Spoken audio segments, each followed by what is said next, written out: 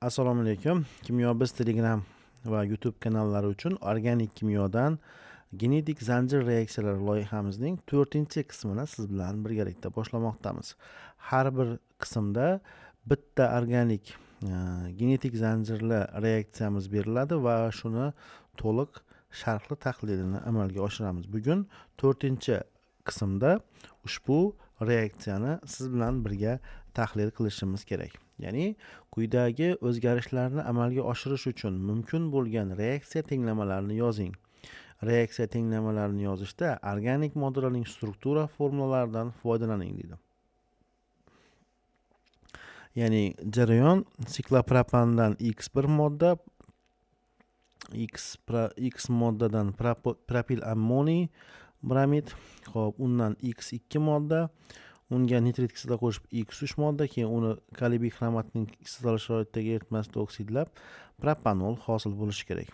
Xo'p, nechta test strelka bo'lyapti shunda? 1 2 3 4 5 ta strelka bo'lyapti. 5 ta reaksiya bo'lishi kerak. 3 ta noma'lum modda, xo'p, 3 ta sharoit kerak bo'ladi. Ya'ni belgilab olsakda, misol uchun mana shu yerda kerak bo'lgan sharoit yoki moddani A deb belgilaylik. Buni ham topamizda. B deb belgilaylik mana bu yerda kerak bo'lgan sharoitni. Xo'p. Bunda bu yerda buni S deb belgilasak.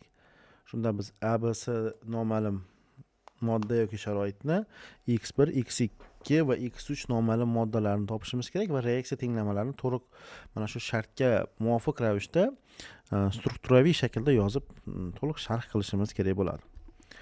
Xo'p, demak, birinchi reaksiyada bu boshda buni xulosa qilib olishimiz kerak, ya'ni o'zi jarayon nazariy jihatdan qanday bo'ladi? Propandan demak propil ammoniy bramid hosil bo'lishligi uchun avvalo ikkita strukturaviy bir qo'shiladi bunga. Struktura birlik qo'shiladi. Ya'ni ammoniy va bramid. Xo'p, katta ehtimol bilan birinchi bramid ioni kelishi kerak, keyin ammoniy ioni kelishi kerak. Shuning uchun katta ehtimol bilan A modda vodorod bramid bo'ladi. Unga keyin amonyak qo'shiladi. B modda amonyak bo'ladi. Keyin propil ammoniy bramidga qaysidir moddani qo'shib X2 olish kerak. X2 ga nitrit qo'shib oksidlaganda propanol hosil bo'lishi kerak. Xo'p. Xo'sh. Bu yerda propanol bo'lsa, spirt bo'lish X3 shunda spirt bo'lishi kerak-da. X3 spirt bo'lishi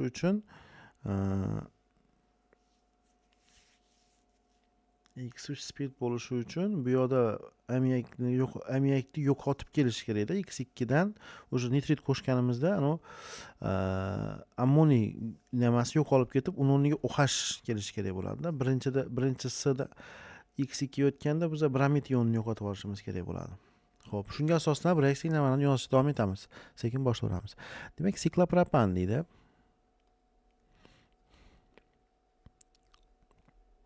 Demak, siklopropanni yozib oldik. Endi bundan X1 moddani hosil qilsak, boya aytganimizdek, birinchi brom kiritishimiz kerak. Biz bilamizki, sikloalkanlarda siklopropan va siklobutan Bayerning halqaning taranglik nazariyasiga asoslangan holatda birikish reaksiyalarga kirishadi bular. Nimalar? Siklopropan bilan siklobutan, u siklopentandan boshlab halqaning taranglik oshish hisobiga bular halqa ochilmaydi, birikish emas, o'rin almashish reaksiyalariga kirishadi. Shunda bir tomoniga keladi bunda brom keladi, ikkinchi tomoniga vodorod keladi.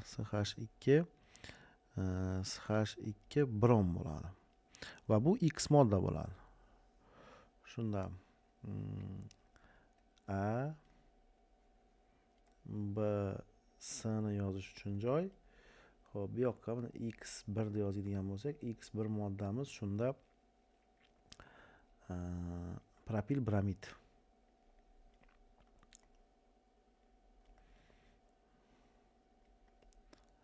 A moddamiz vodorod bramid.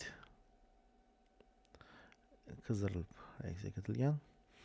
Xo'p, endi propil bramid hosil bo'ldi.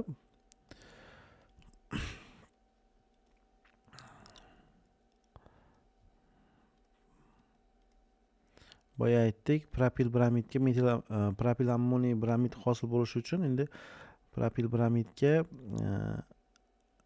ammoniy ion radikalini qo'shishimiz kerak. Bu yerda ammoniy hosil bo'lishi uchun biz ammiak qo'shsak bo'ladi. Ammiak qo'shsak bo'ladi. Va mana shu yerdagi o'rtasiga, mana shu joyda o'rtasiga nima keladi? Ammiak keladi. SH2 SH2 bo'ladi. Endi NH 3 brom, ya'ni propil ammoniy bramid hosil bo'ladi. Shunda biz B moddani ammiak deb olsak bo'ladi.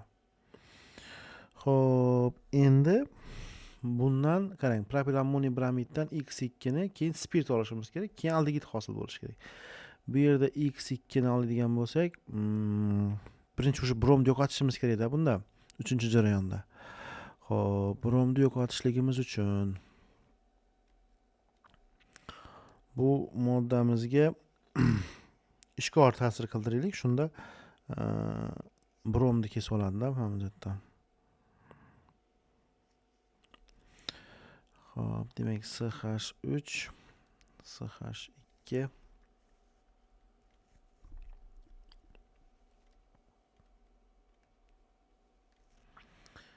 bromni nima qilish uchun, demak, ishkor kaliy yoki natriy gidroksidini ta'sir qildiramiz. Bunda brom tuzib oladi-da, OH bu yerdagi bitta ammiakdagi bitta vodorod bilan suv hosil bo'lib chiqib ketadi. Shuni hisobiga amin hosil, propilamin hosil bo'ladi. SH3 SH2 SH2 NH2 bo'lib qoladi-da. Keyin natriy bramidi, hop, keyin demak suv hosil bo'ladi va bu yerda demak qo'shilgan S moddamiz natriy gidroksid bo'ladi. X2 moddamiz esa demak propilamin bo'ladi.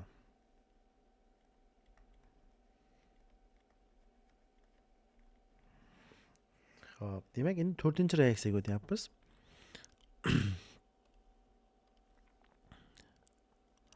To'rtinchi reaksiya aytadi.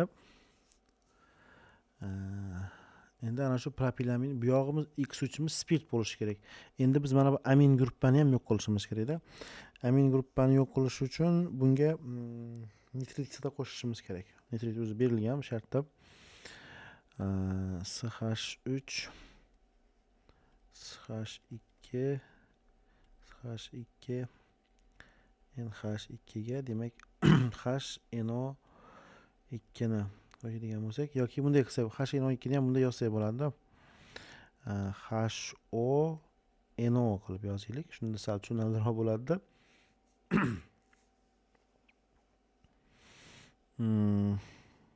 Bitta qo'shiladi.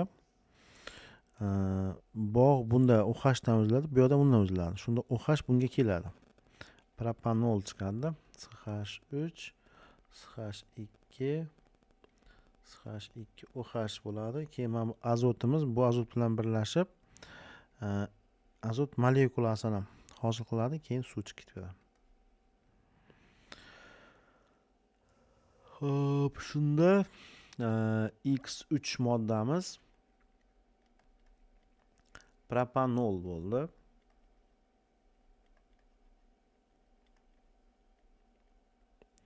Xo'p, endi nimaga o'tamiz? 5-reaksiya tenglamasiga o'tamiz. 5-reaksiya tenglamasida endi propanol oksidlanadi. Kaliy bixromatni kislotali sharoitdagi nimasigacha. Endi karbon oksidida ham bo'lib ketishi mumkin, lekin bizda nimada savolimiz shartida aldegid bo'lsin deb so'ragan, shuning uchun aldegid chiqazib reaksiyani tenglaymiz. SH3 SH2 SH2 OH. Xo'p, demak kaliy bixromati sulfat kislotasi reaksiya qizdirish bilan boradi va bu yerda aldegid propanol hosil bo'ladi. Keyin xrom 3 sulfati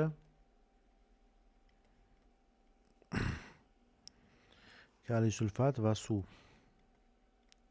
Oldiga koeffitsient yozish uchun joy qoldiramiz va demak suv hosil bo'lyapti. Reaksiyani tekshirgan bo'lsak, 3 qo'yamiz bu yerga. Hop, 4, 3, keyin suvni oldiga 7 qo'yamiz. Demak, bizdan so'ralgan noma'lum x, x1, x2, x3 moddalarida va bundan tashqari qo'shimcha shart belgilagan holatda A, B va C moddalarida reaksiyani davom ettirish uchun kerak bo'ladigan qismlarni hisoblab topdik nazariya asosida va barcha bosqichlar uchun to'liq strukturaviy tuzilish asosidagi reaksiya tenglamalarini keltirib, hammasini tenglashtirib qo'ydik. Demak, Kimyobiz Telegram va YouTube kanallari uchun organik kimyodan genetik zanjir reaksiyalari bo'yicha 4-qism o'z nihoyasiga yetdi. E'tiboringiz uchun rahmat. Sog' bo'lingizlar, salomat bo'lingizlar.